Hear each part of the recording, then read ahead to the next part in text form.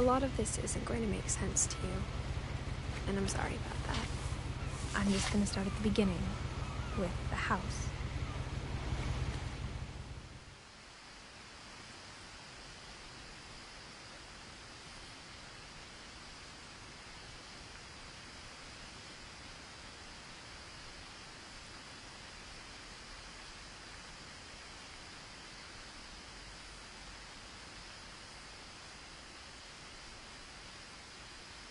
Someone had put up a chain link fence, but it looked like I wasn't the first person to hop it.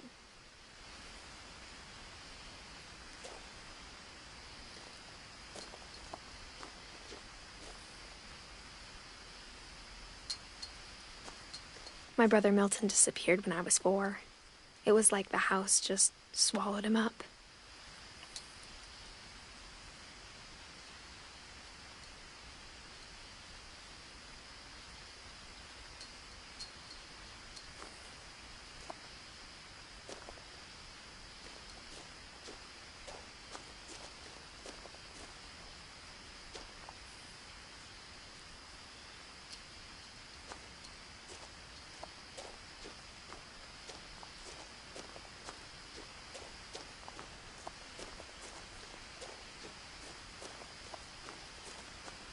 I lived here until I was 11, but I wasn't allowed inside half the rooms.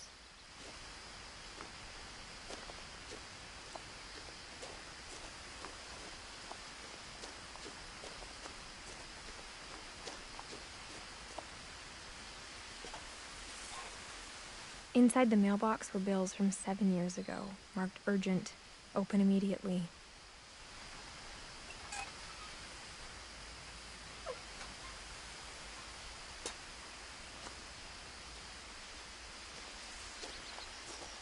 I hadn't been back since my brother Lewis's funeral.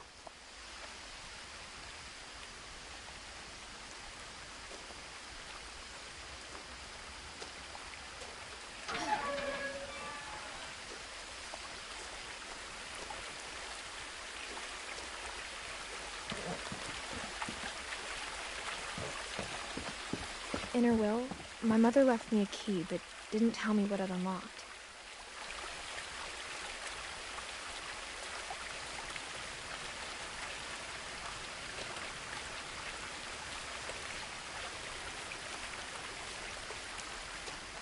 Maybe she thought I'd know.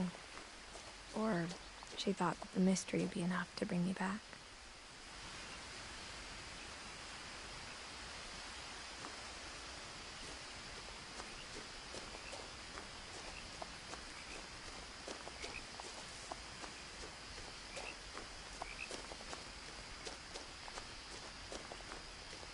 No one had driven this way in a long time, but I saw a few hoof prints.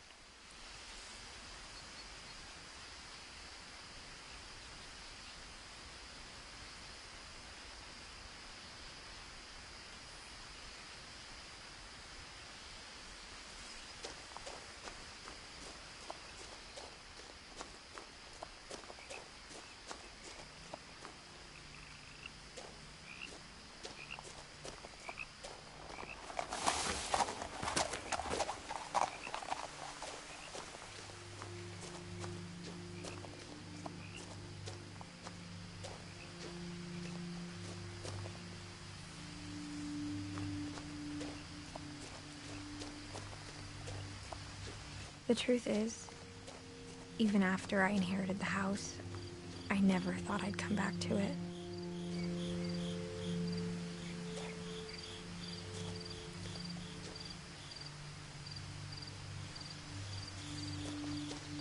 But now I had questions about my family that only the house knew the answers to.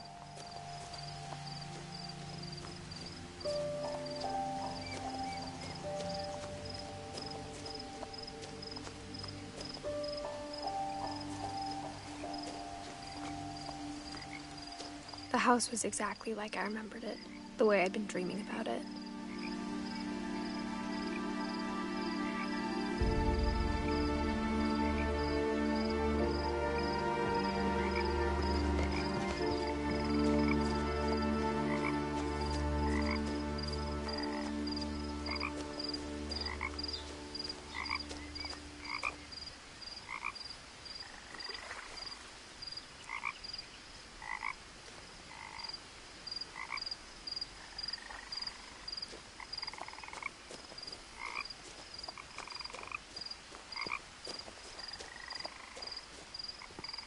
As a child, the house made me uncomfortable in a way I couldn't put into words.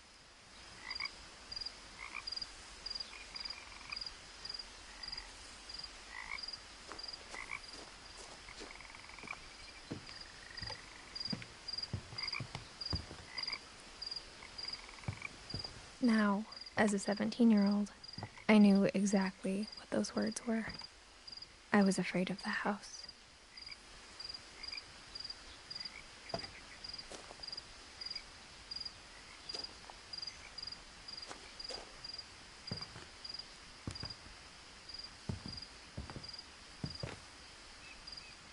I hoped the key might unlock the front door.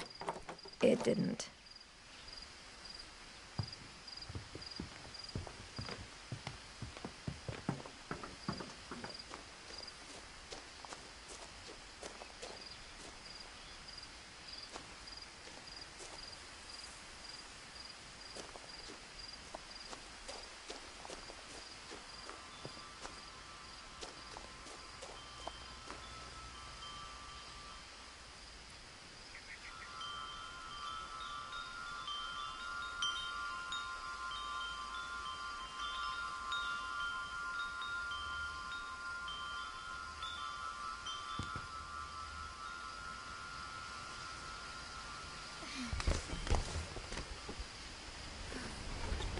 Crawling through the doggy door used to be a lot easier when I was 11.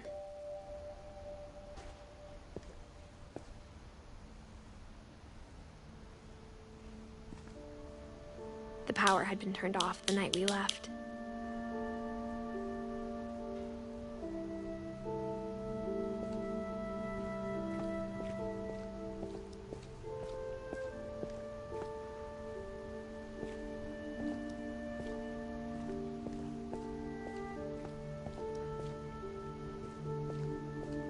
For the first time in years,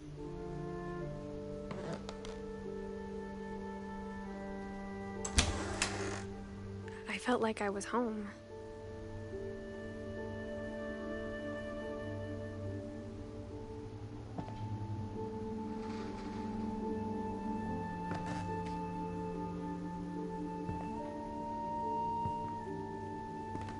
But instead of a family, there were just memories of one.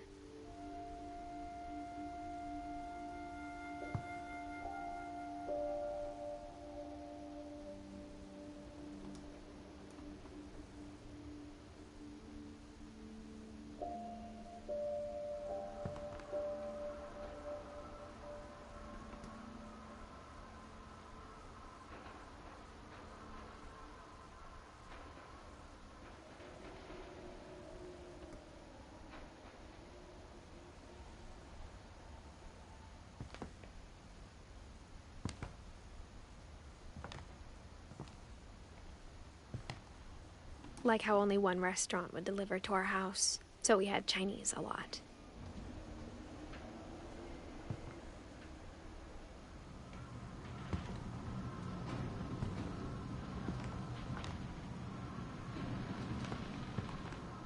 Or how after Louis started working at the cannery, we all got sick of eating salmon. Except our cat, Molly.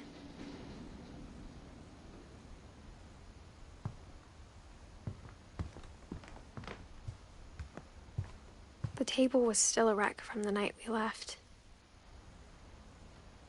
It was like a bomb had gone off, killing everyone but sparing the furniture.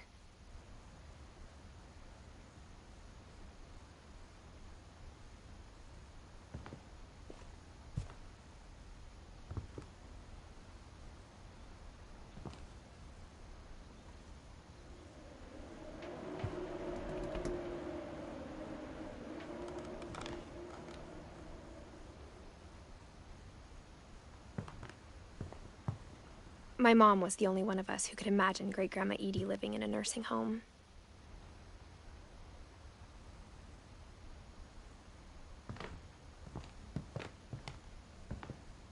Nothing in the house looked abnormal. There was just too much of it, like a smile with too many teeth.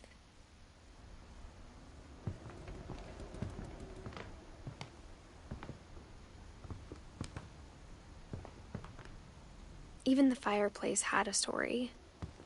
Edie told me the bricks came from the original house, after it sank.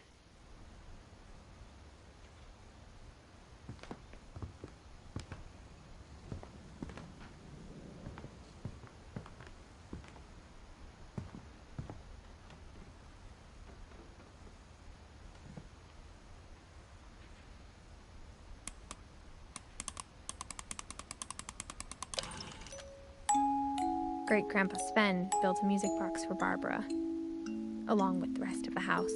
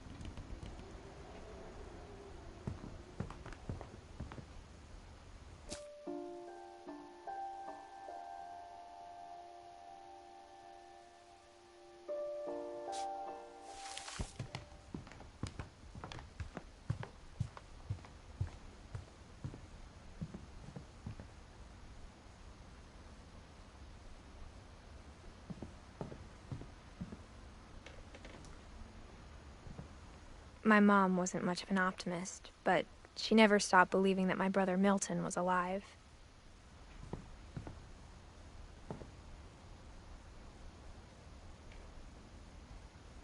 A lot of things got left behind in the whirlwind of that last night.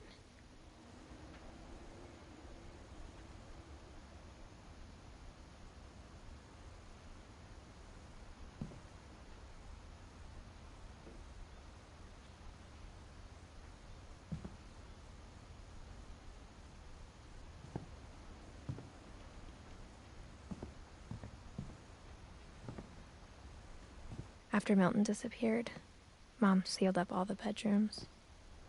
Then Edie retaliated and drilled peepholes.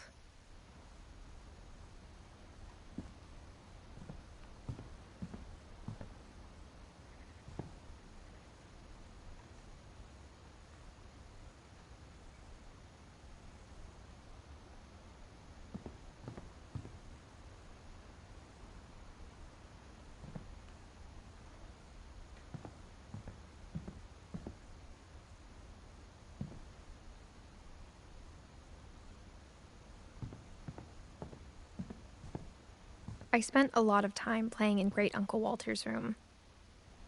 I think my mom sometimes regretted not sealing it up.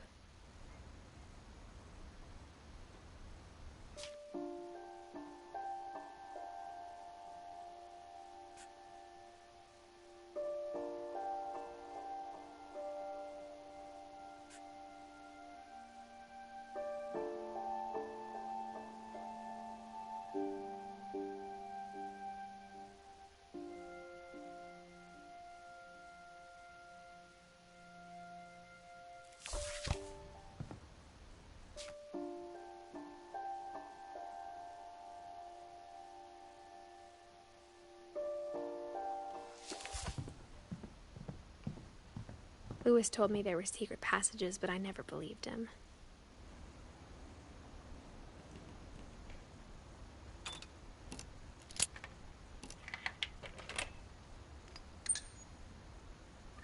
Turns out, my mom was really good at keeping secrets.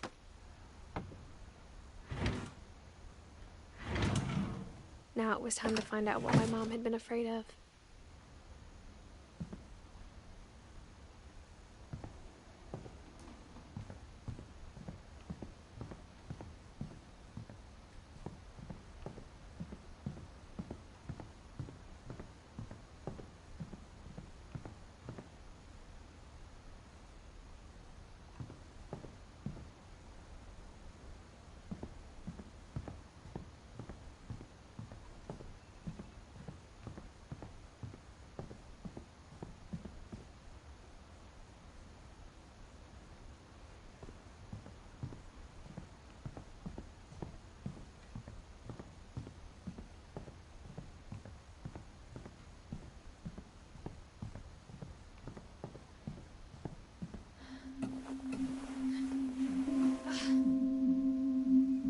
the paintings on the wall, it was clear my brother Milton had been here before me.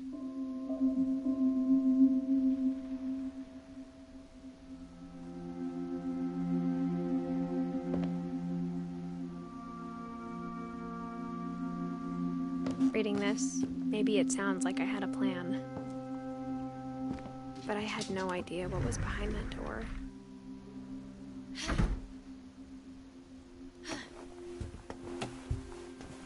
Just like I had no idea where all this was gonna lead.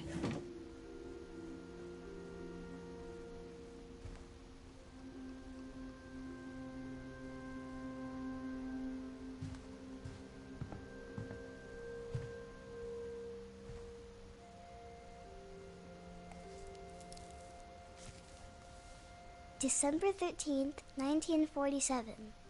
Dear Diary, I'll be gone soon, but I wanted to tell somebody about what's gonna happen. It started when Mom sent me to bed without dinner.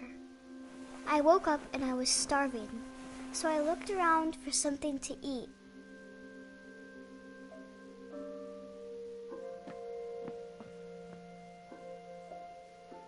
The gerbil food was dry, but I didn't mind it.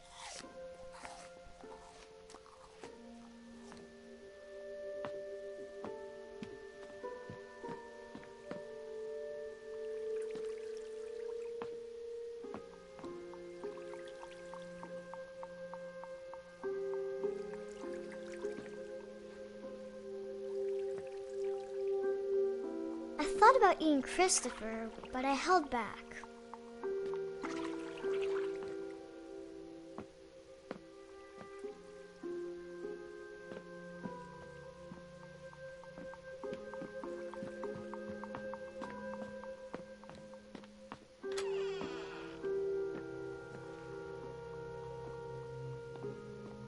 I kept eating and eating.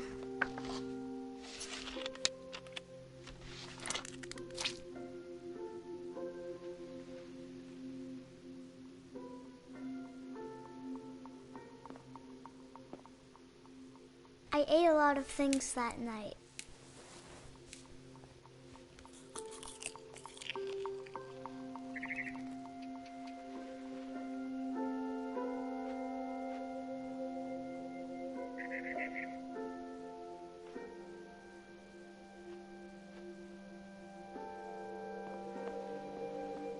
Then I heard chirping outside my window.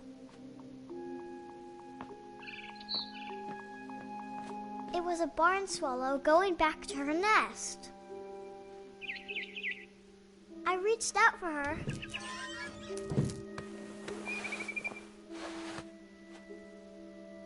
And suddenly, I was a cat.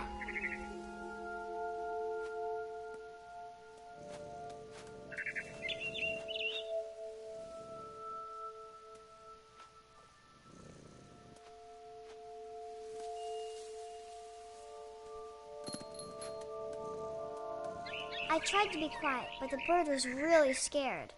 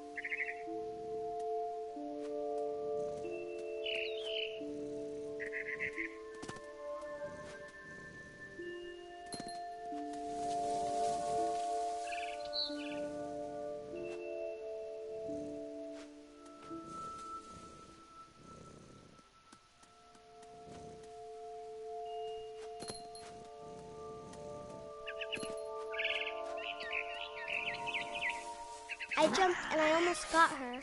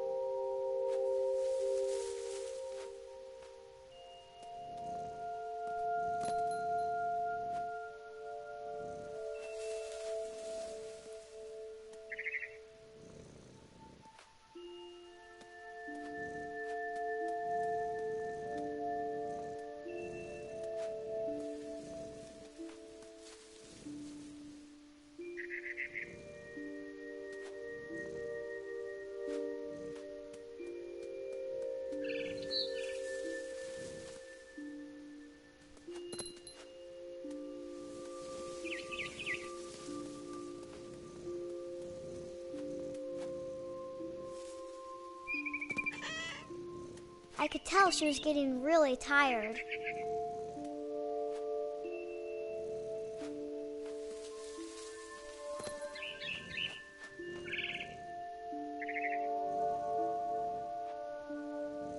Now I was up in the big tree. I promised Dad I wouldn't climb it anymore. All I cared about was eating that mama bird.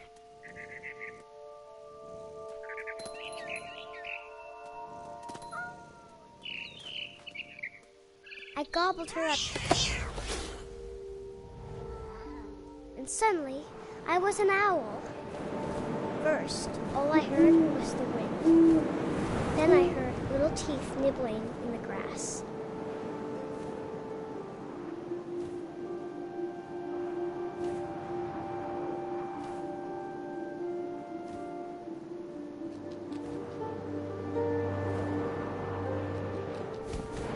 Rabbits.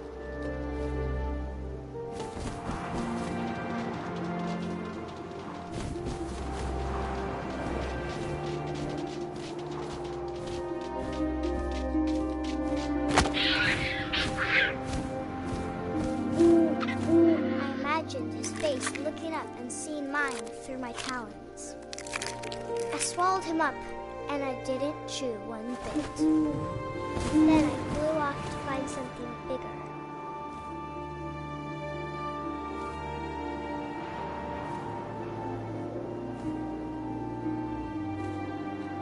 A mama rabbit.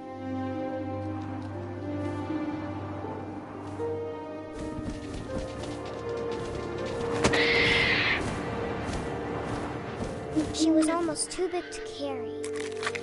I started choking, but I couldn't stop eating. And suddenly, I was a shark.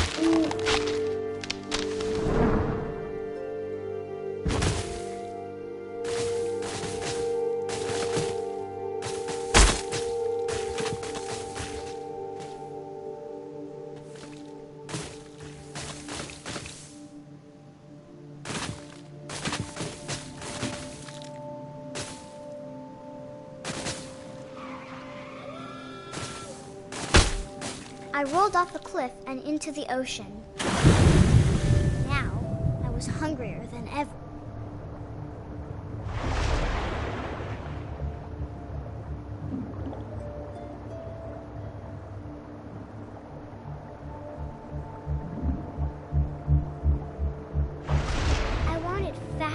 juicy seals. I tore off her flipper, and it tasted really good.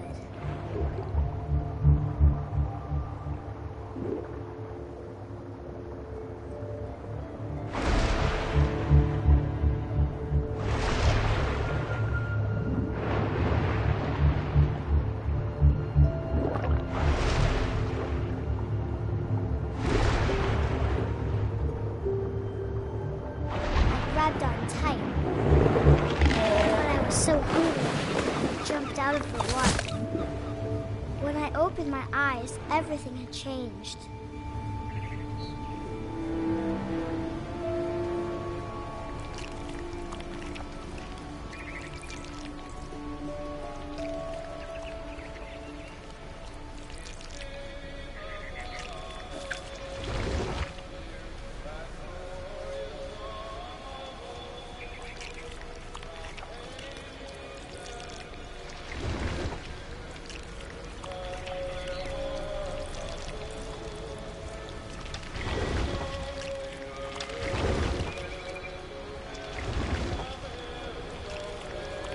Now I was a monster, and I smelled people everywhere.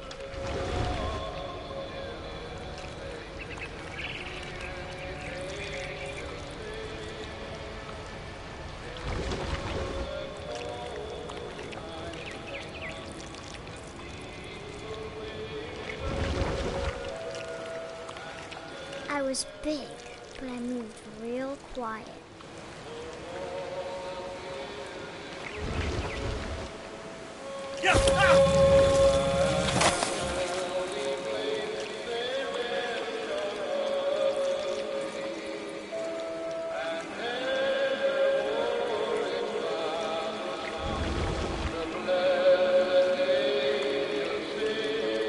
I wanted to stop, but also I didn't.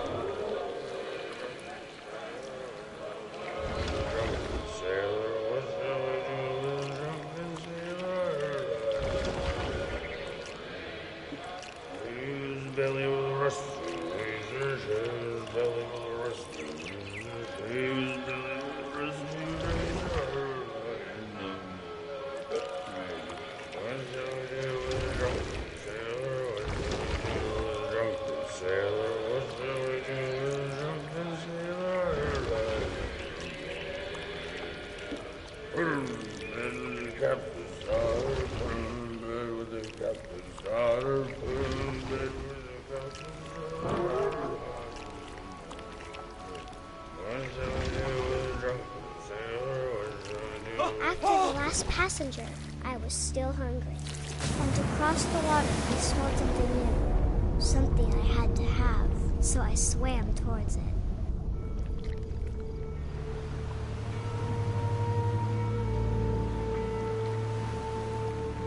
I slithered onto the sand, and the good smell went into an old pipe.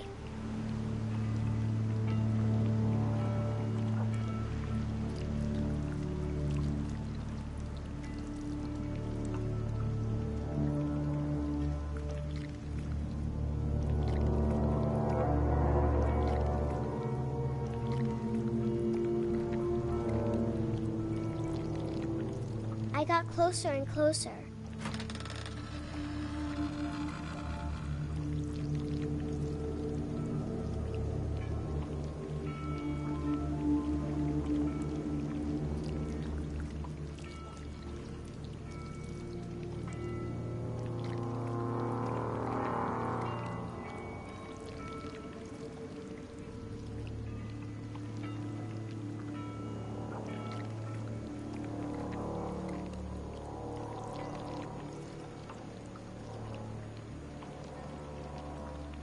All of my stomach started growling. And suddenly, I was me again. I held my breath for a long time, but I couldn't hear anything. I think it's waiting for me to fall asleep. But it's not going to wait much longer. It needs to feed, and we both know I will be delicious.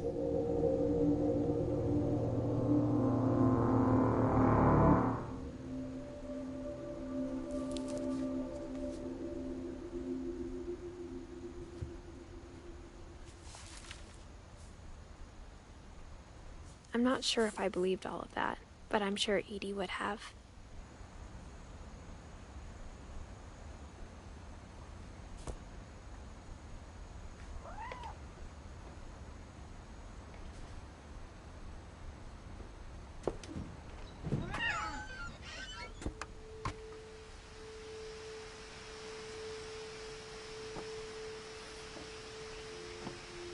This will be obvious later, but my mom never told me any of these stories.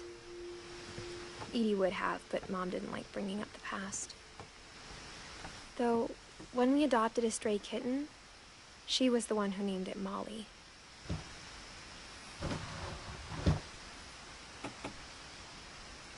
I spent a lot of time in Great-Grandma Edie's room.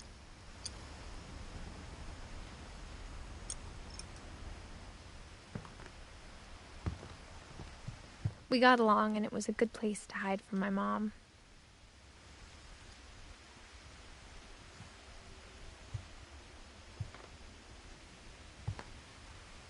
Edie gave a big interview about a mole man living under the Finch house.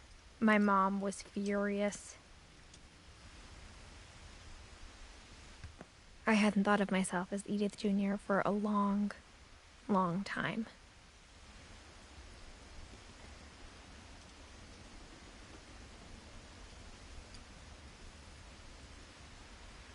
When Edie told people Sven was killed by a dragon, she could also have said he was building a dragon-shaped slide that collapsed. She could have, but she didn't.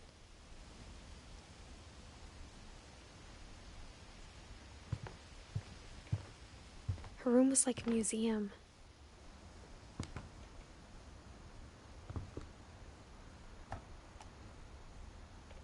For 500 years, the Finches have been famous throughout Norway for their fortune and misfortune.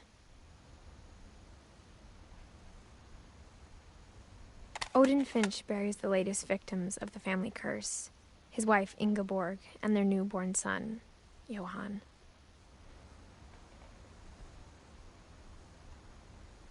On January 7th, 1937, he set sail with his family and his house, hoping to leave the curse behind. But 40-foot waves off the coast of Washington send the house and Odin to the bottom of the sea. Odin's daughter Edie, with husband Sven and baby Molly, step ashore on their new home, Orcas Island.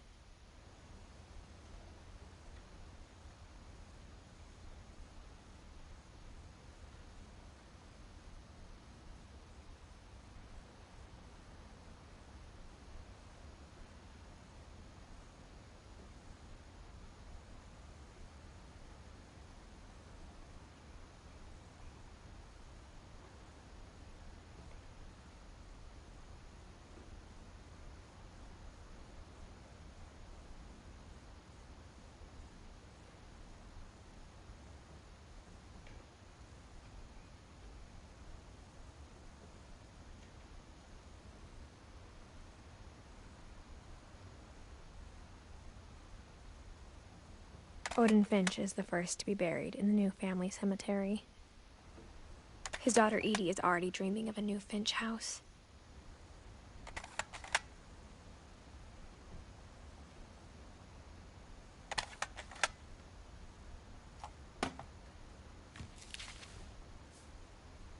Whatever's wrong with this family, it goes back a long ways.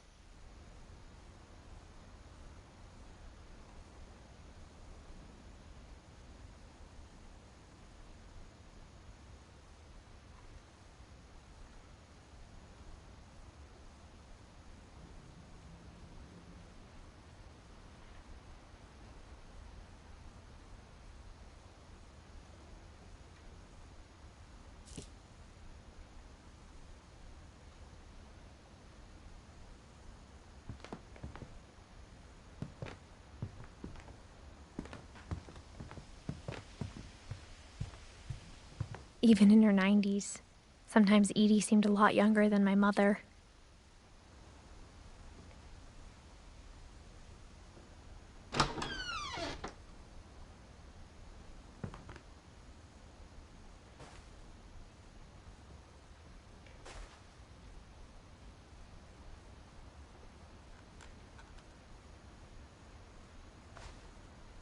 The only trace Grandpa Sam's first wife, Kay, left on the house was the pink bathroom. It was a pretty big trace.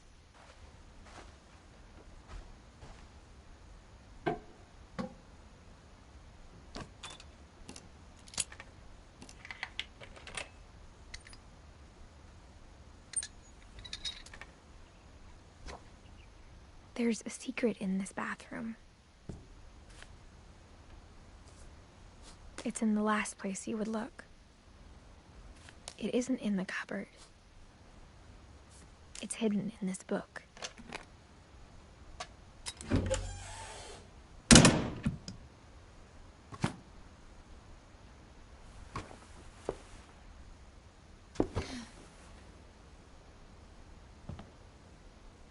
Sven gave Sam an old camera he'd refurbished. He never put it down.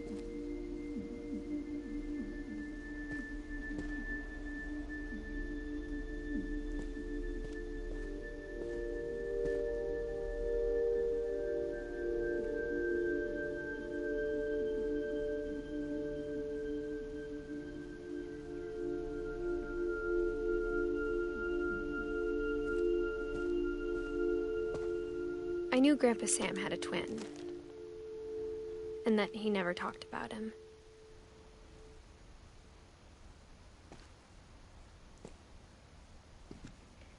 I guess my grandpa didn't like history any more than my mom did.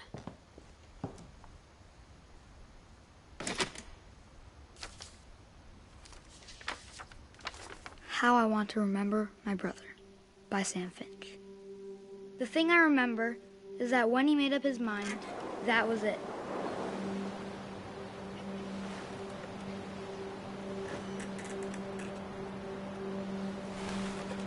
My brother said he'd die before he ate another mushroom, and he did. At Barbara's funeral, we swore we'd never be afraid again, and he wasn't. I think Calvin always wanted to fly.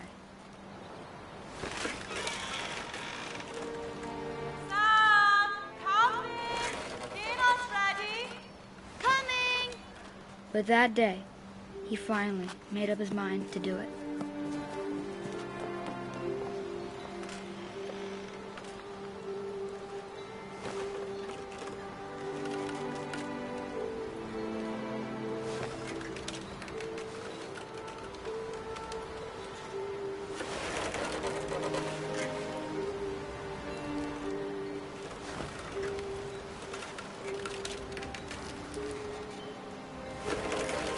I told him going around was impossible.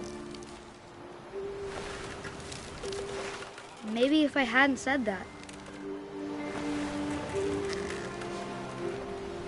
Alvin, I'm not gonna tell you again. Maybe if the wind hadn't picked up. Then maybe he'd still be here. But I doubt it.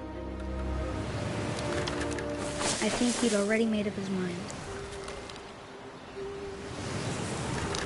That's what I want to remember about my brother.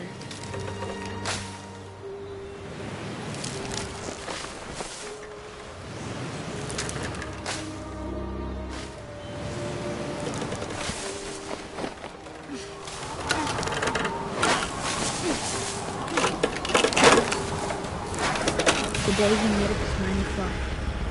And he did.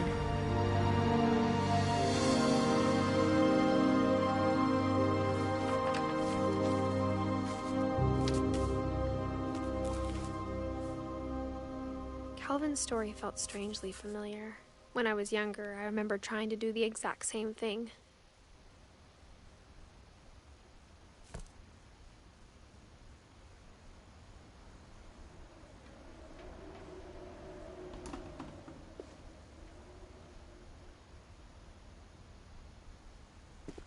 After the funeral, Edie roped off Calvin's half of the room.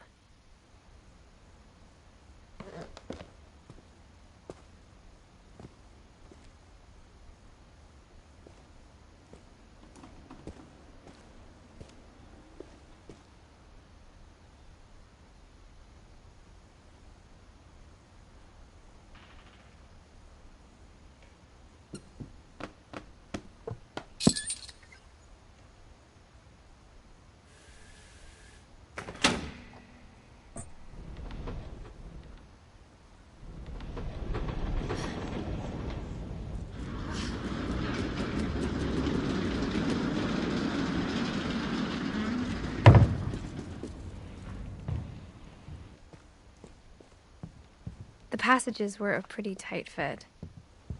They'd obviously been built for smaller hands and bellies.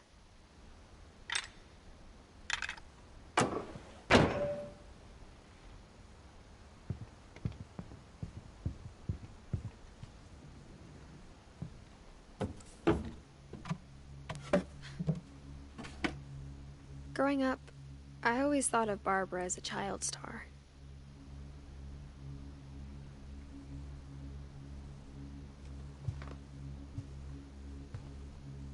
I never thought about how hard it must have been for her afterwards.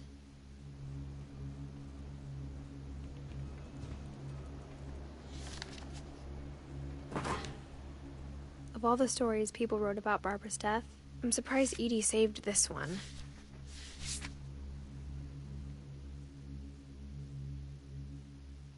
Old Jack here with another ghastly tale inspired by America's most unfortunate family.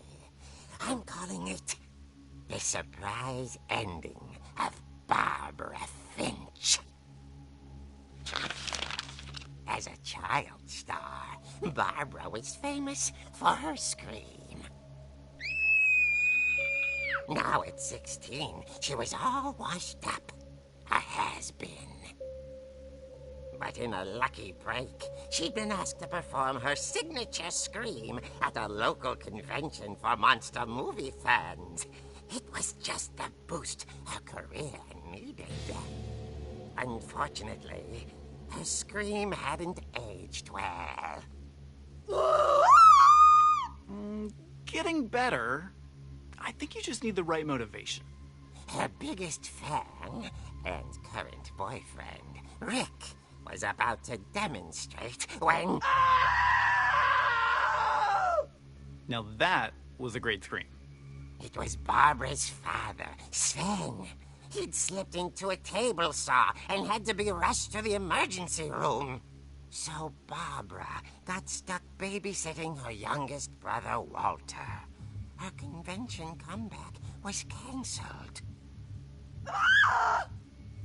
Okay, I'm hearing frustration, but I'm not hearing terror. What if I tried... A gang of hoodlums in Halloween masks have been terrorizing Orcas Island tonight. Police are urging residents to... That came from the basement. You're right! Also, I loved your delivery on that. Why is your basement door locked? Because my dad likes making puzzles and secret passages. There's a key hidden in the music box. The secret is to keep winding and winding until finally the key pops out. Thanks, babe. I'll be back in a sec. 20 minutes later, Rick hadn't returned. So Barbara went to look for him, right on cue. She reached for the music box.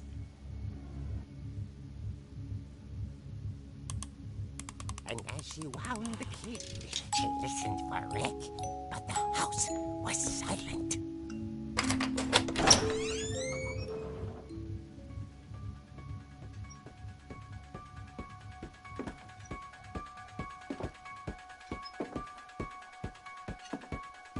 She found Rick's crutch and imagined the worst.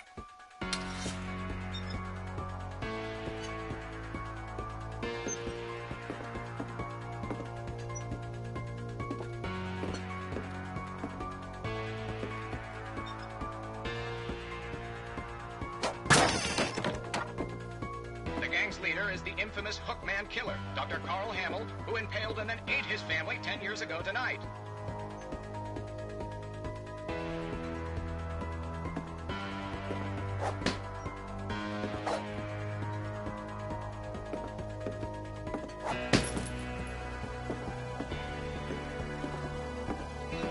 The old fridge rattled and grew still. Oh dear! Oh! Rick?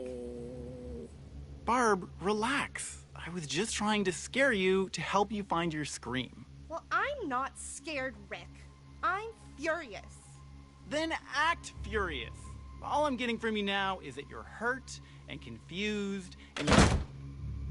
She threw him out, but she kept a little something to remember him by. Barb, have you seen my other crutch? And she was still holding it when she fell asleep watching the late picture show. Hours later... Barbara! Walter, what's going on up there? Ah! Okay, I'm coming up, but if this is a trick, you're dead, Walter.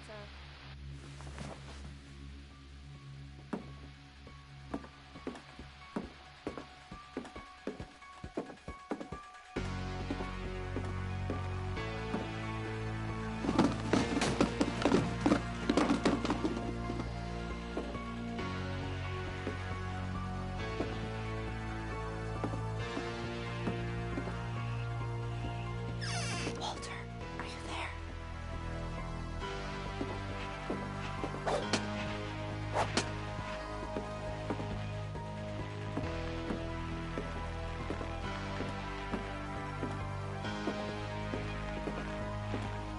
Walter had vanished, but his bedside radio was still on.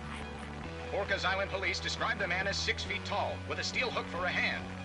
Residents are urged to lock all doors and windows and notify the police of any suspicious activity. Barbara turned, saw the hook man, and was speechless. He was quite smashing.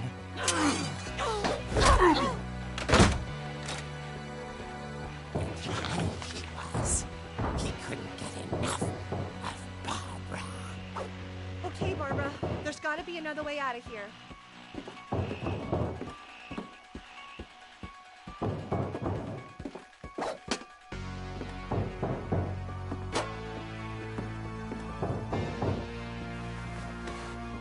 That night, she played her part beautifully.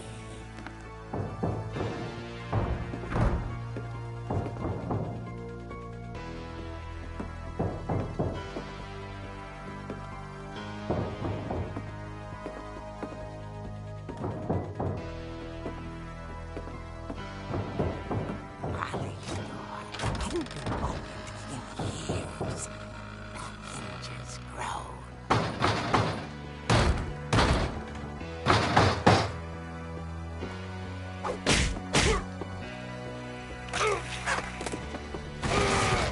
He wasn't moving, but she sensed the story might not be over yet.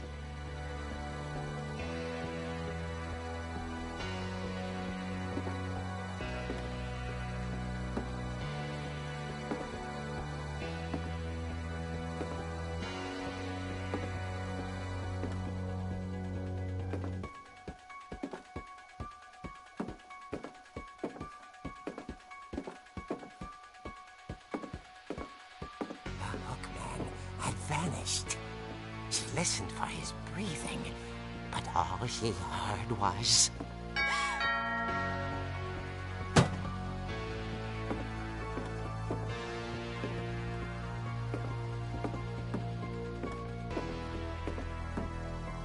someone at the door was dying to speak to young Barbara.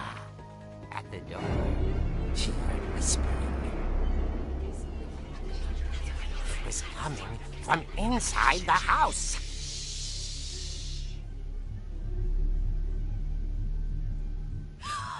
Oh dear.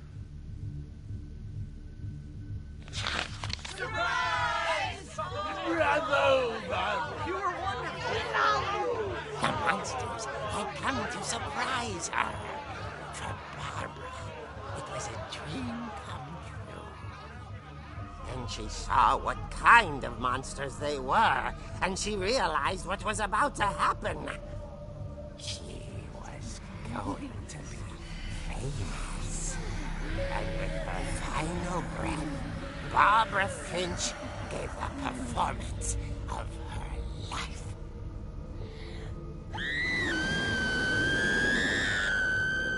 I wasn't there myself, but I hear Barbara was magnificent. Poor girl. She had a taste for stardom. But unfortunately, so did her fans. Of course, the police blamed it all on poor Rick, who disappeared the same night. And little Walter, hiding under his bed the whole time. He took it all pretty hard, but that's another story. As for Barbara, tucked inside the music box was all they ever found of her. Her ear. Now that's what I call a real eerie tale.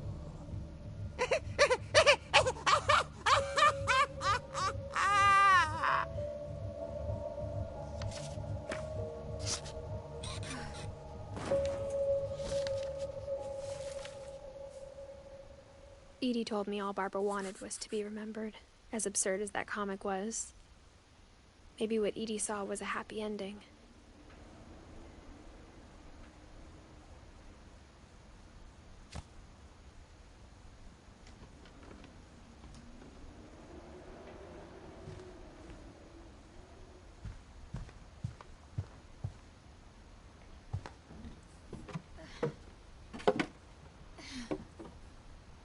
I guess now I know why Mom didn't like me playing with the music box.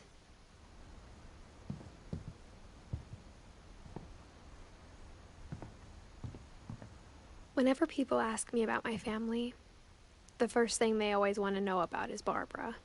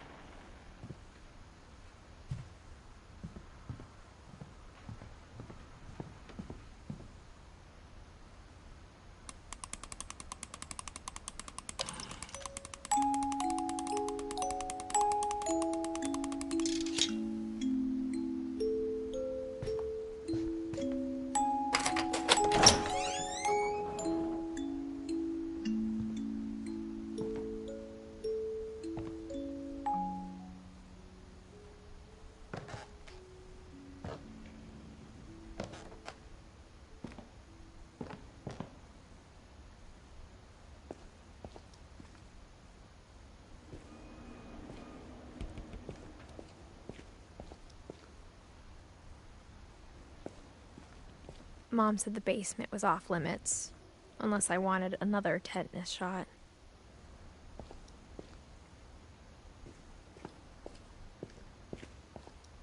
I saw Edie sneak down to the basement once, carrying packages.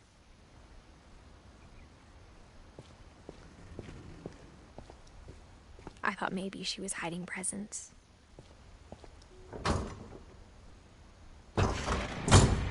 It turned out she was hiding a lot more than that.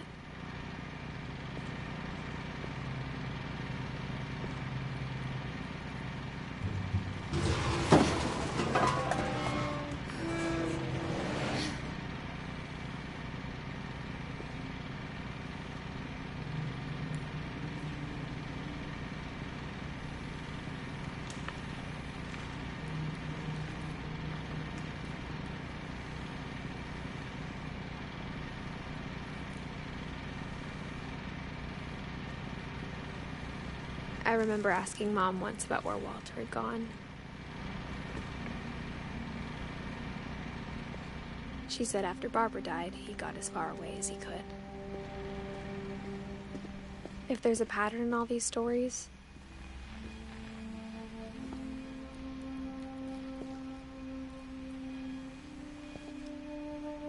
I think it's that none of us has gotten very far.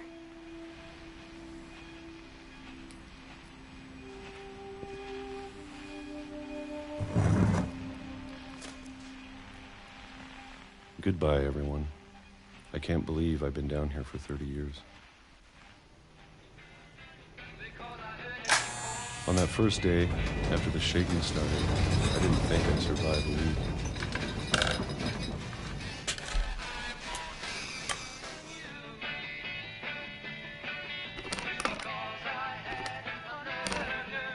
But after a few days, I settled into a routine. That's what kept me sane. Having a schedule, living for today. I always expected to be dead tomorrow. But if you wait long enough, you get used to anything.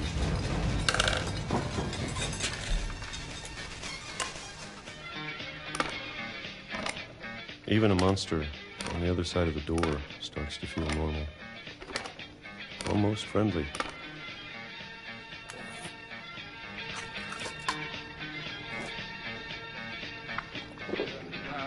And then one day, everything just stopped.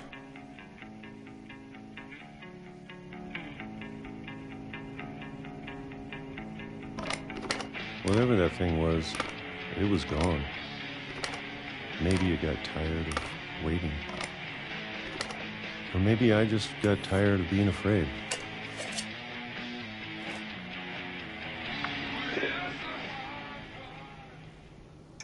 It's been a week now, the longest in 30 years.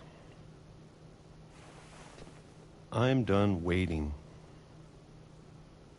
I have to leave while I still can.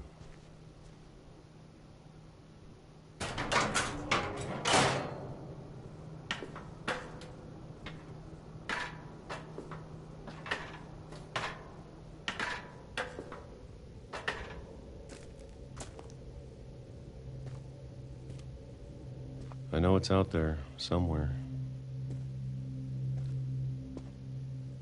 Whatever killed Barbara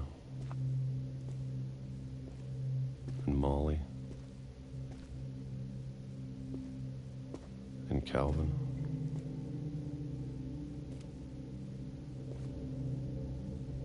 Maybe this is all a mistake.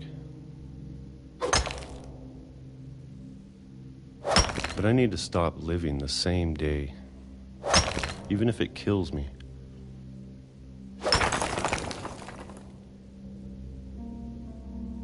Whatever's out there, I want you to know I'm ready for it. I'm going to appreciate all of it, especially the food. I don't mind if I only have a year left, or a month, or a single week. I'd be happy with 1 more day. I can already imagine the sun on my face.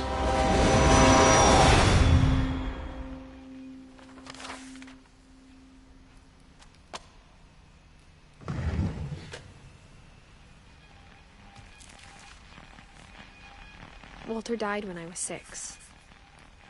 I can't believe my mom never told me he was down here.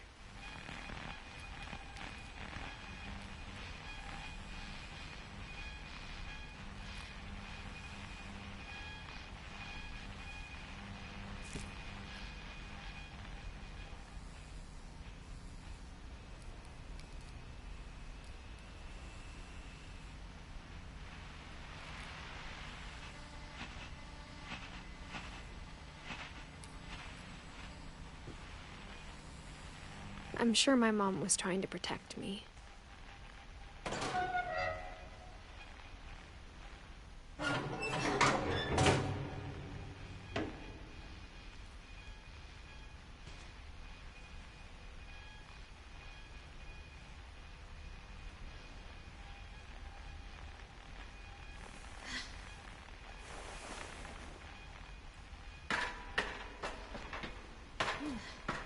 Maybe she was afraid I'd end up like Walter. But if she never told me about an uncle under the house, I can only imagine what else she was hiding. I don't want to make the same mistakes she made.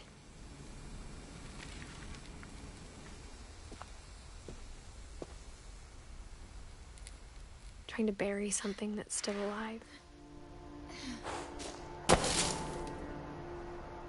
Now that there's only one of us left, or maybe two, I thought it was time I heard the stories for myself and found out what happened to everyone else. But now I'm worried the stories themselves might be the problem. Maybe we believed so much in a family curse, we made it real.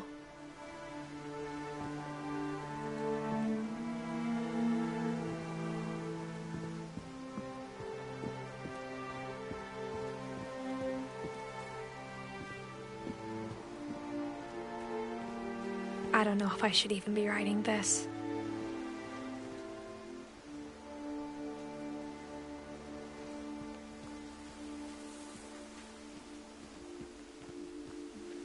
Maybe it'd be better if all this just died with me.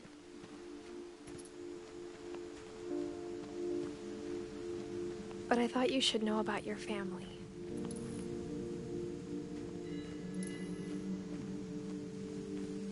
And the history you're a part of. Though to be honest, I feel as lost as you probably do right now.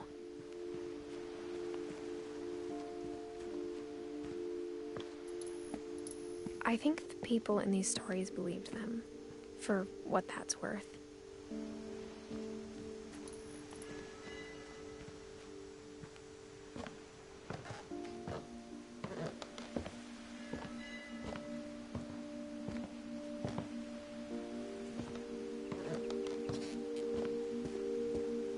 And when you look at the house, that history of imagination and stubbornness and madness, any of it seems possible.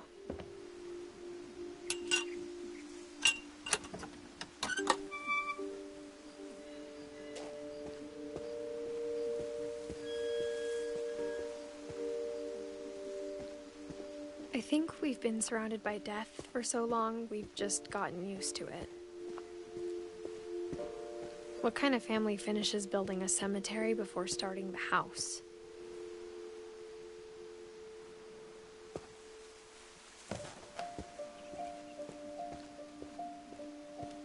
It's embarrassing for me to admit this, but the pet cemetery made me more uncomfortable than the human one.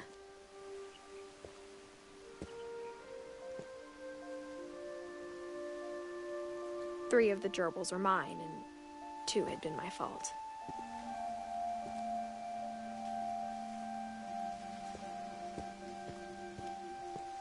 Sven built the house, but it was Edie who designed the cemetery.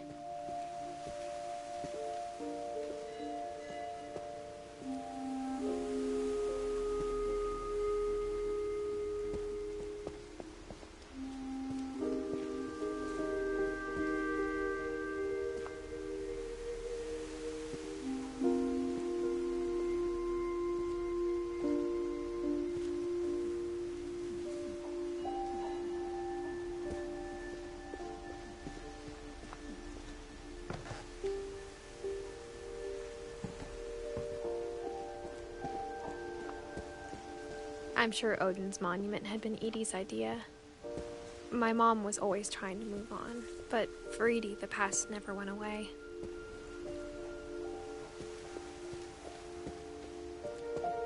She could see it poking out of the water at low tide.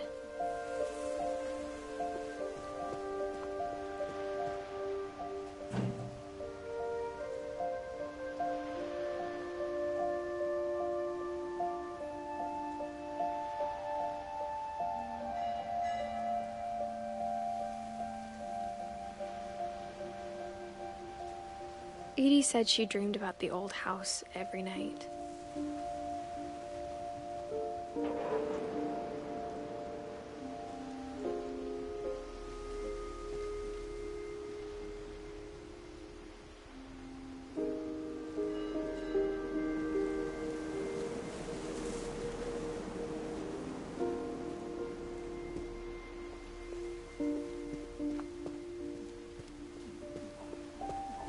Edie's side was always easier for me to understand.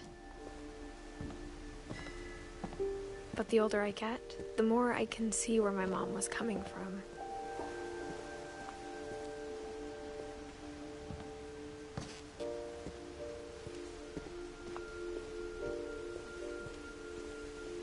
There's so many things I wish I could ask my mom now. Part of me thinks this is what she wanted all along. For me to come back someday and find everything out for myself.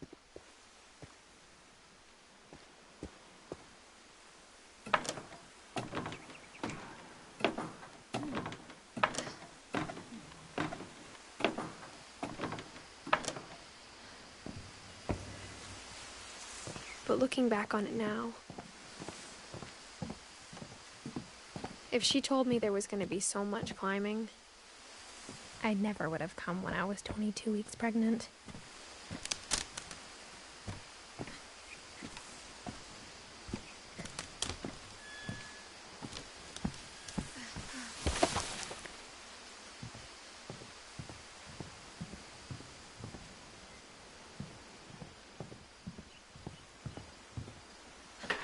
I never met Grandpa Sam, but I think he and my mom had a lot in common.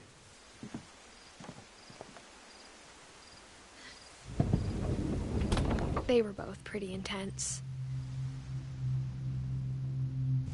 Sam spent his life shooting photos, but Mom said he got nervous being in front of the camera. I guess we're all afraid of something.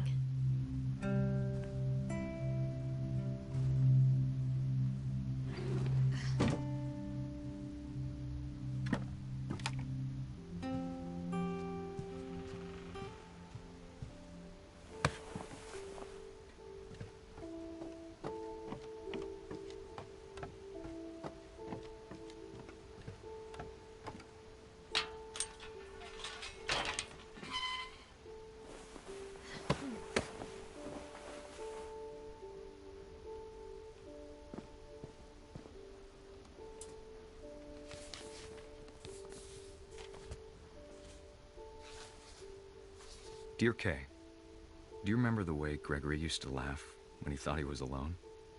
Like something funny was happening, but only he could see it. I think he saw things the rest of us don't.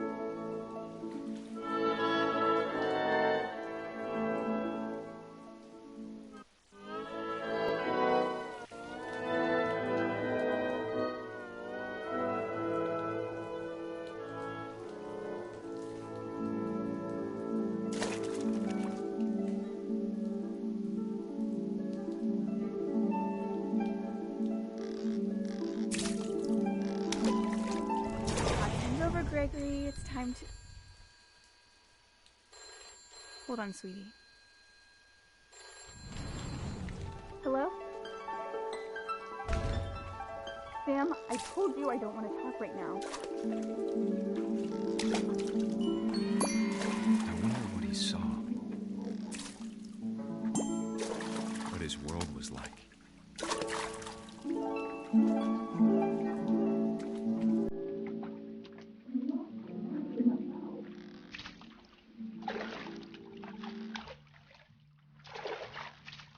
Reminded me so much of Calvin. Lost in his imagination.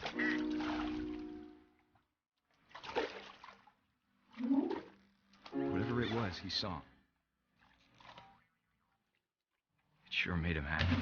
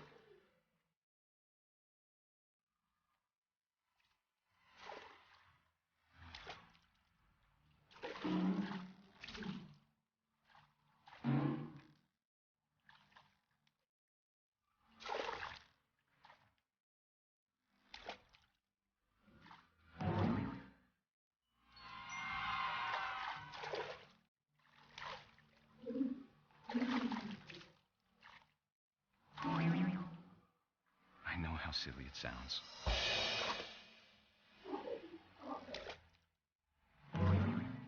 That I worried about a baby being too happy. But I could feel her slipping away. Sorry about that, Gregory. I know you did everything you could. Maybe if I hadn't called that night. Damn it. Hold on, I don't want Gregory to hear this.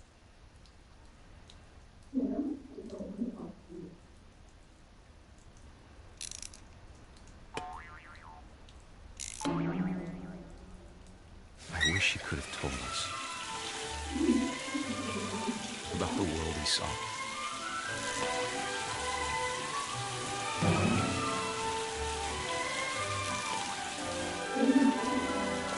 There's so much I don't understand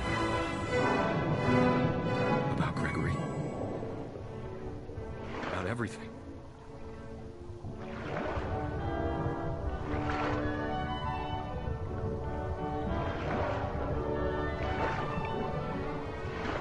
But I know what happened wasn't your fault.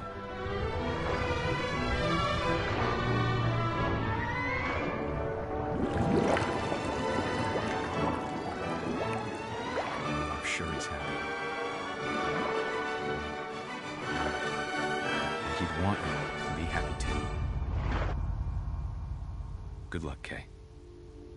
Love, Sam.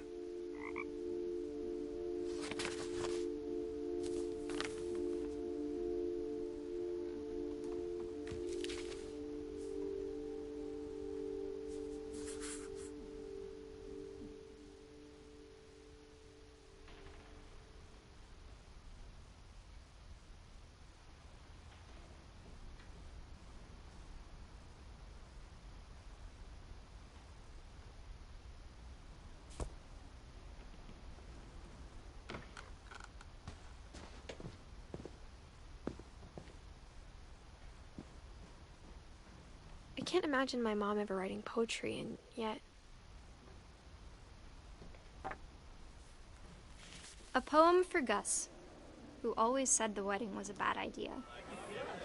Our father never hit us kids, at least not very hard, before the day my brother said with teenage disregard that he'd be dead before he'd see a wedding in our yard.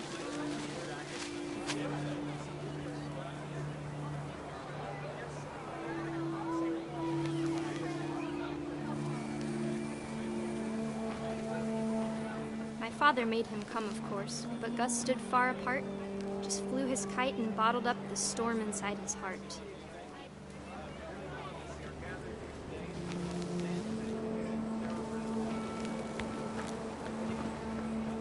I tried to talk him out of it, but though he'd never met her, "We don't need a stepmom," were the words that I now pronounce you husband and wife. You may kiss the bride.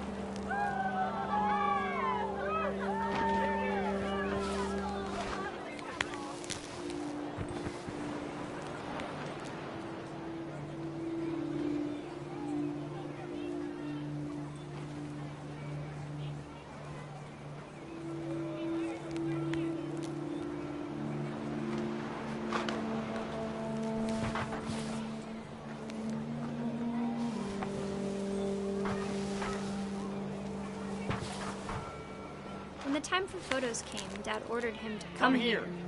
But Gus declined and as a sign held up his middle finger.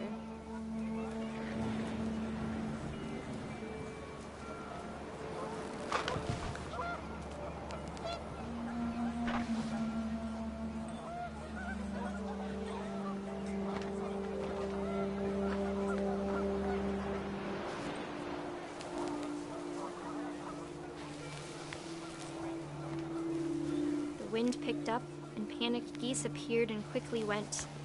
But all the humans did that day was go inside the tent.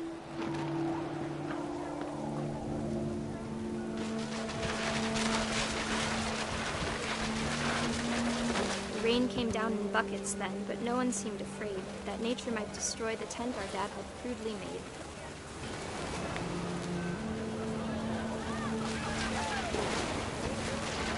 thunder sounded much too close and full of angry power. But all my father said to this was, "Make the music louder."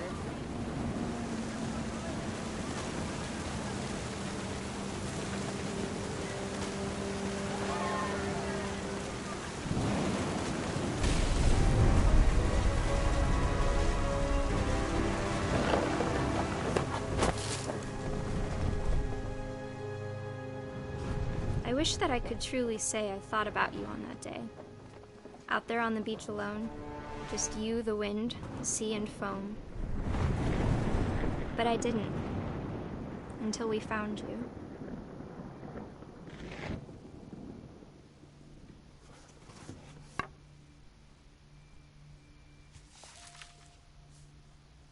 She never talked about him, but Mom told me once if I was a boy, they were going to name me Gus.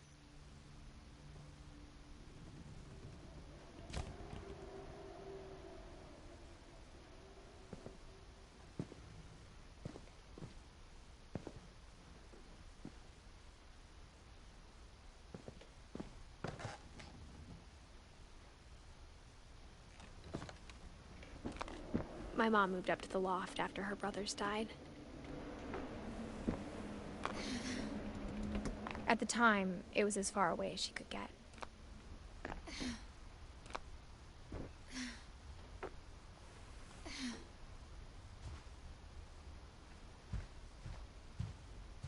She spent a summer building houses in Calcutta, where she met my dad, Sanjay.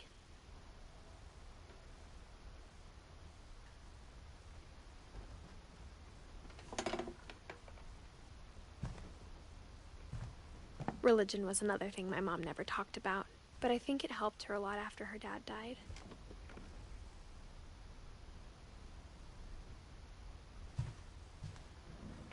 My mom moved to India a week after graduation and got a job teaching English. Louis was born a year later.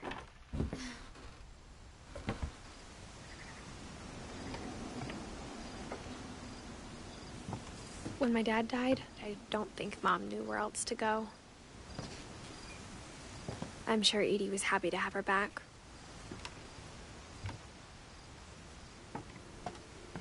The house had to get a little bigger, but Edie was used to that. And for a while, things were good.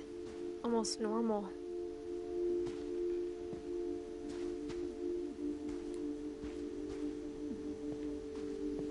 But it didn't last.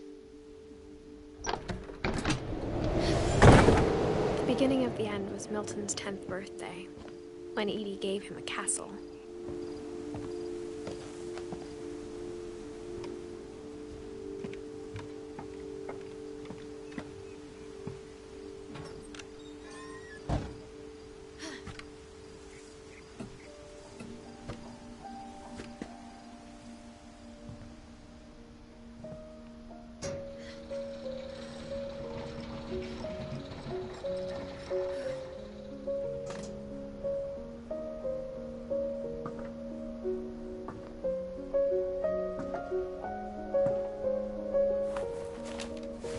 Milton Finch in The Magic Paintbrush.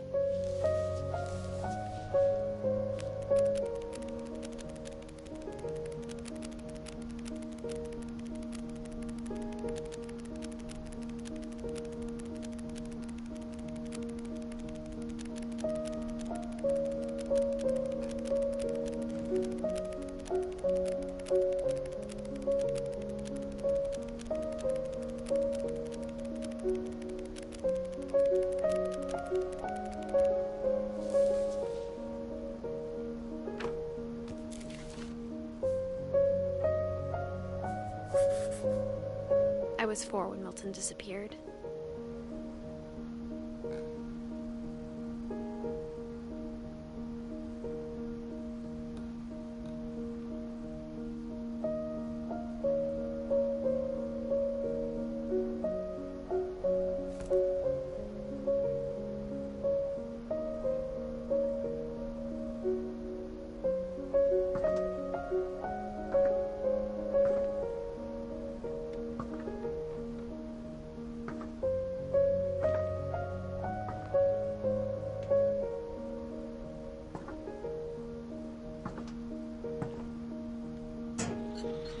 Mom spent months searching for my brother. Then she sealed the doors.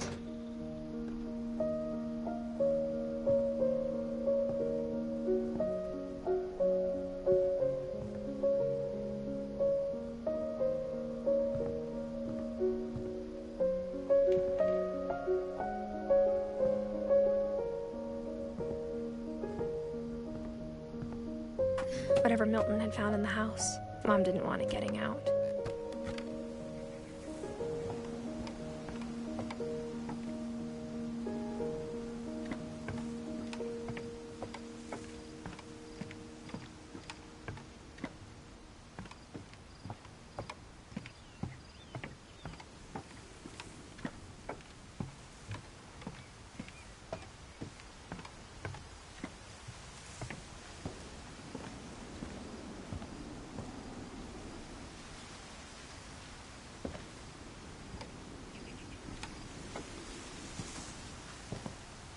Mom definitely blamed Edie, but I think Louis blamed himself.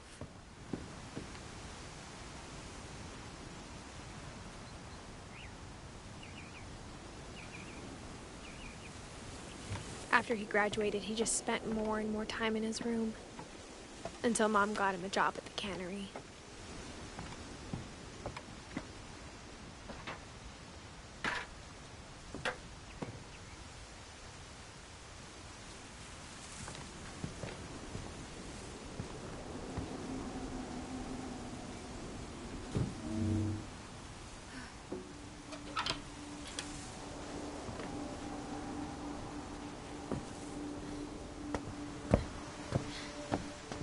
Louis's room smelled very, very familiar. That part of him lived on.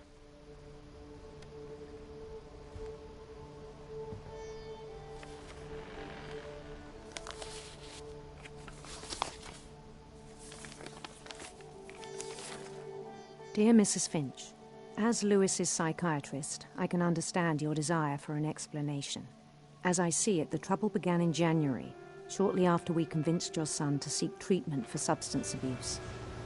Newly sober, I believe Louis first noticed the monotony of his daily life.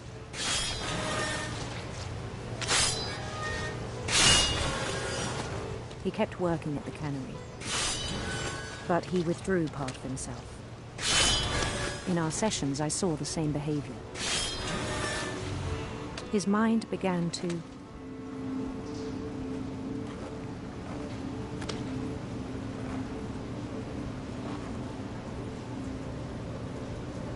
wander.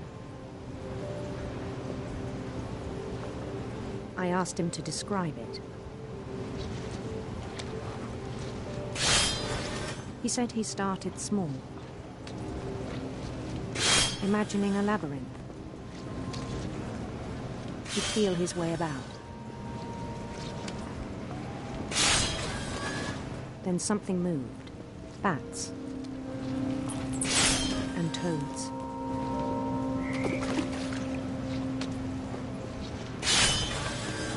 And things that have not names.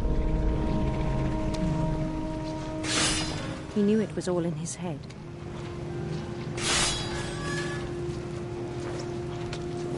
But he took it very seriously. I had hoped he'd find himself.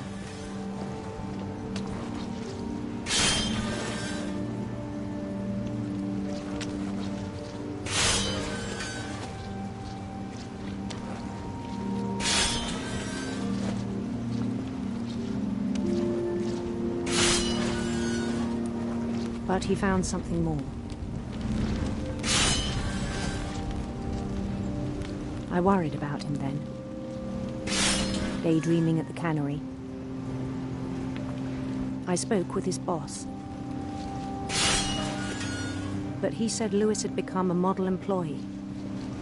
Methodical, tireless, focused. Like a whole new Louis. So I let him go on.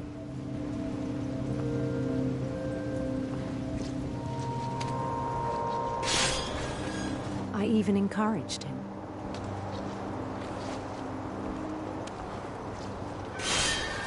It seemed very promising at first. He told me he'd made a new friend.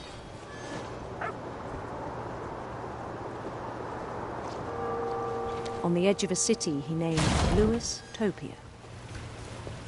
He built the city up slowly, brick by brick. Then he made musicians.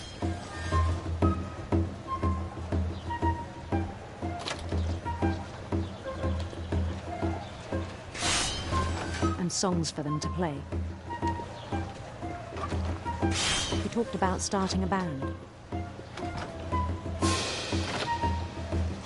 And he was always humming something. Every day his imagination grew stronger.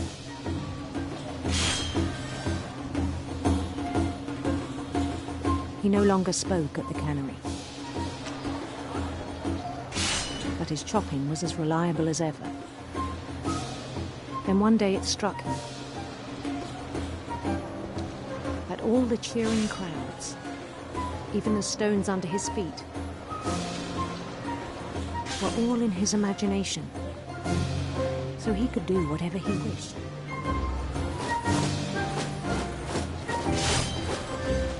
He held an election for mayor, and he won.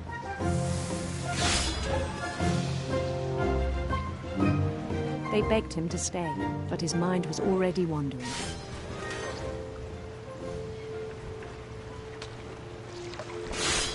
It became a game for him.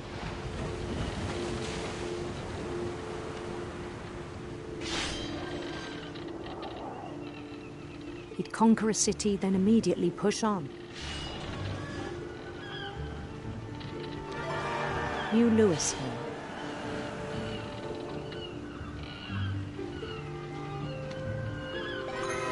St. Louis. He started drifting away from our reality.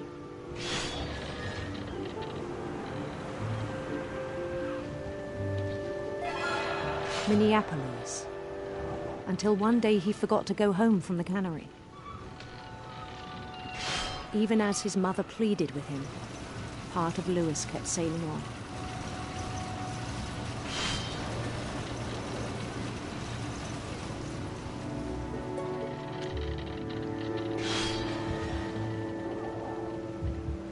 In Louisburg, he heard rumors of a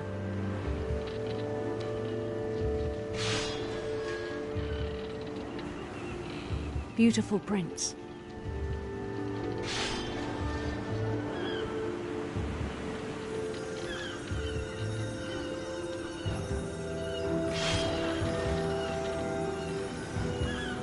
The prince was on his own quest for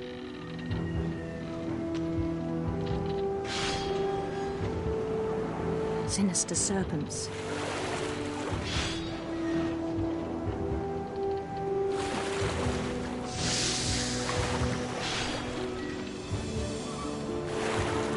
He followed the sound of his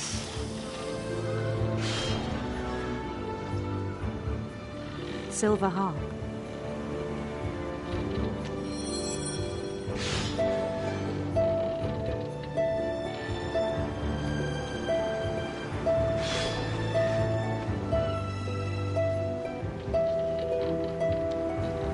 His chase led him to a golden palace east of the sun and west of the moon. Even then, his logic remained sound.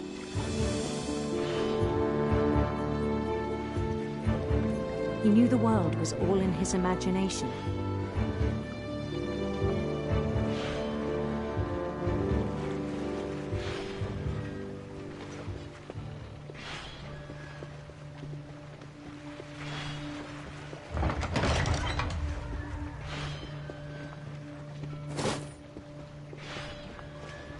But he was so proud of having created it. In his own eyes, he'd become something greater than a king.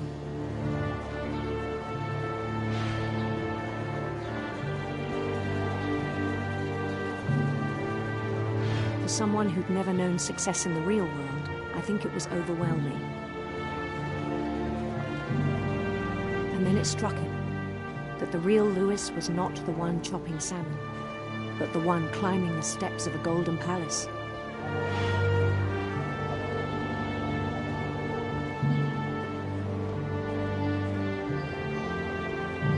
My imagination is as real as my body, he told me. It was hard to argue with him.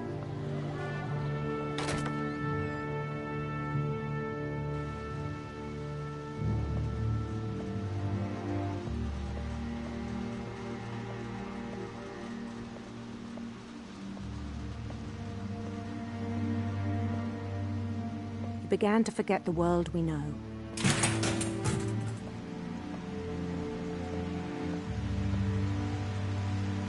I think it pained him to remember Lewis, the cannery worker.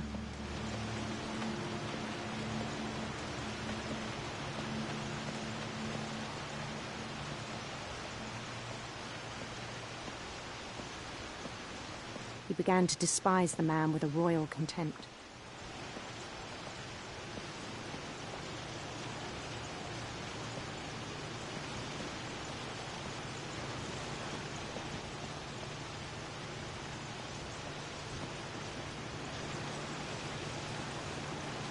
I still thought I could save him.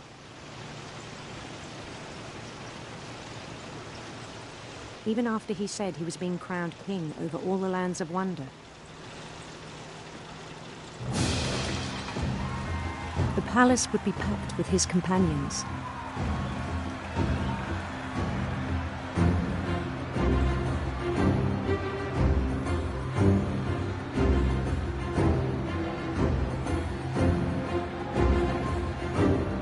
Including the wise Calico who'd insisted on advising him.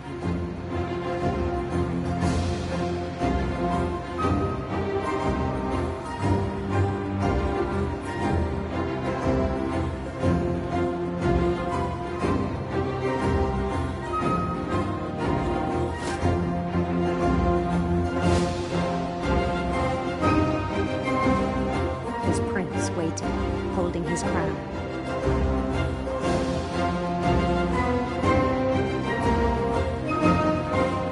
There was only one thing left to do.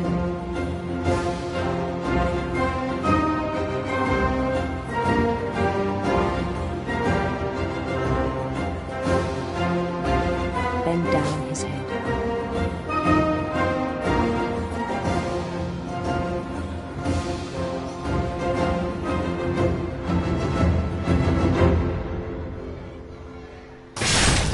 And the rest I think you know. Mrs. Finch, your son was a kind man who will be missed by all of us who knew him.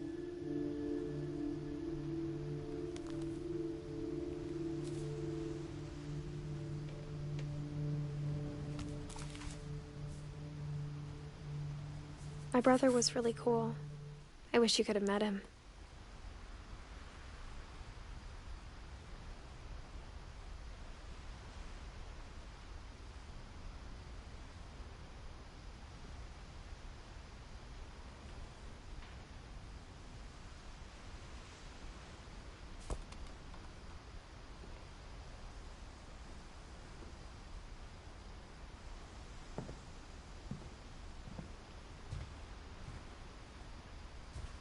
Lewis and I spent a lot of time playing games together, but he was surprisingly bad at them. He died a lot.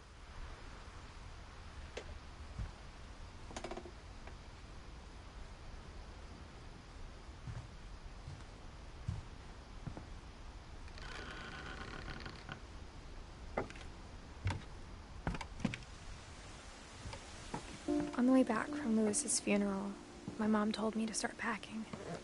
She waited until the day before we left to tell Edie. I'm not sure if she wanted to make it easier or harder.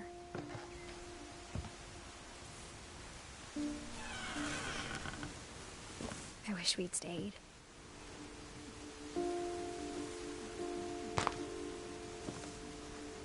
But I understand why we left.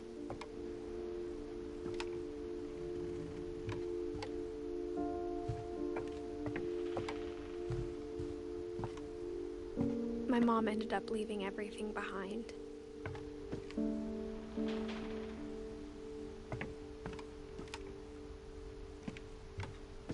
What happened that night had been coming for a long time.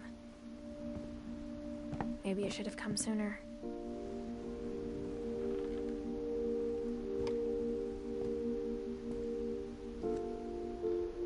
But it had to end one way or another. All that's left now was to tell you about that last night.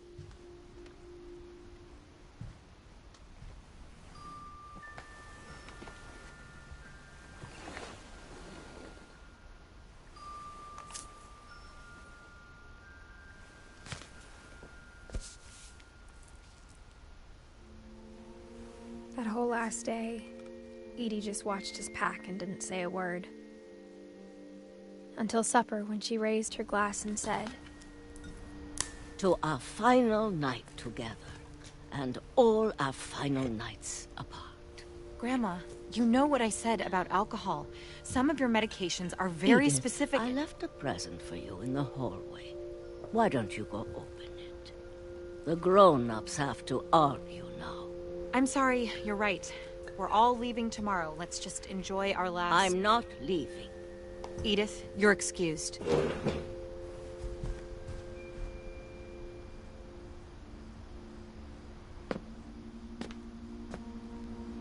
The power had been shut off that morning, but Edie always had plenty of candles. When my mom sealed the library, I don't think she knew about the other entrance. Or that Edie had a key to it.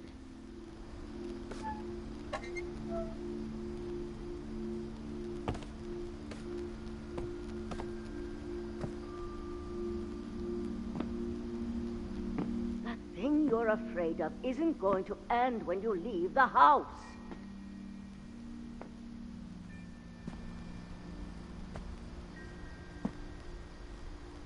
Edith has a right to know these stories. My children are dead because of your stories. I think it's best if Edith and I leave tonight. We'll have the nursing home send a van for you in the morning, okay?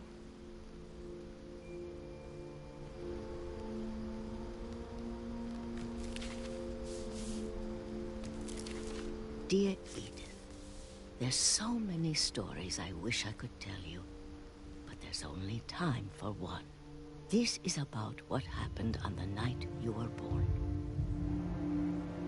That night, the tide went way, way out.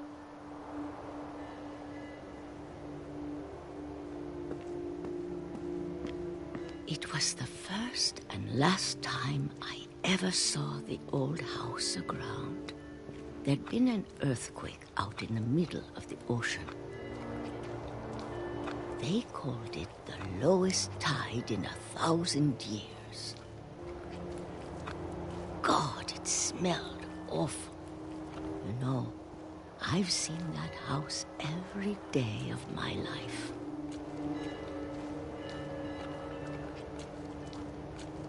But I never thought I'd go back to it. When the fog rolled in, I lost my way.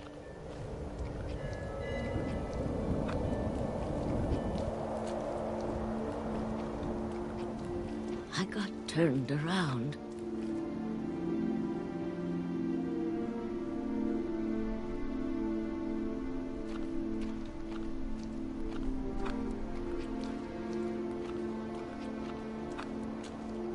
I started seeing things.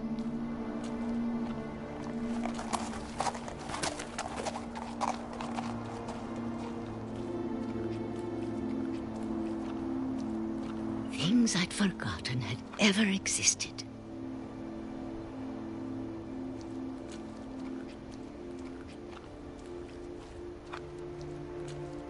But when I saw them, they felt like old friends. That night, a lot of things came back to me. Or maybe I came back to them.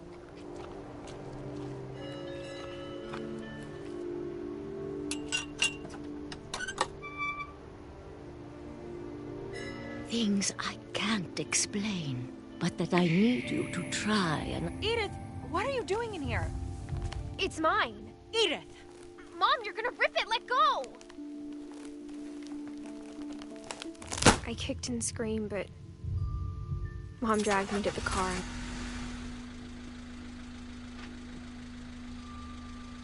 I never saw Great-Grandma Edie again. The next morning, the van came to pick her up, but she was already gone. After that, we moved around a lot.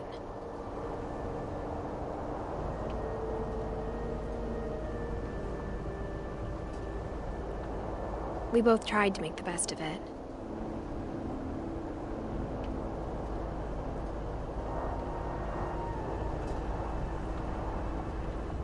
A few years went by.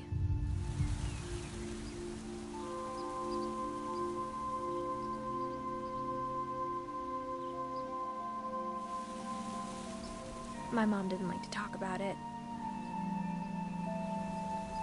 but she started getting sick a lot. The rest happened pretty quickly.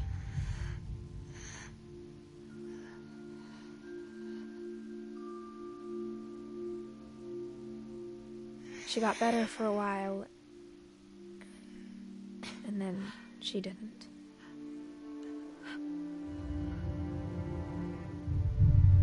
And then I was alone.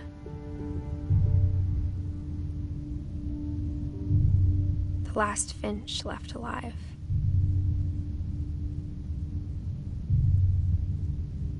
Until I found out about you.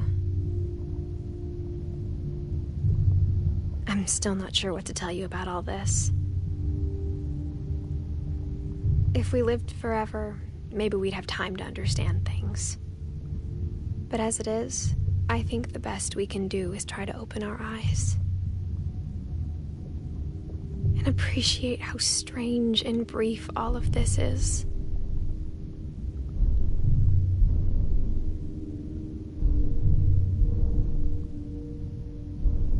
This journal was supposed to be for you.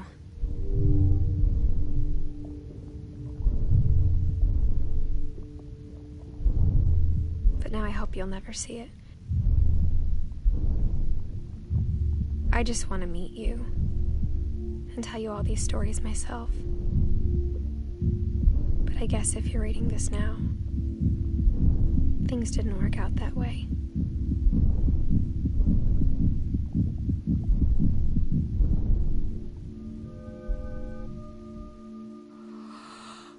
This is where your story begins.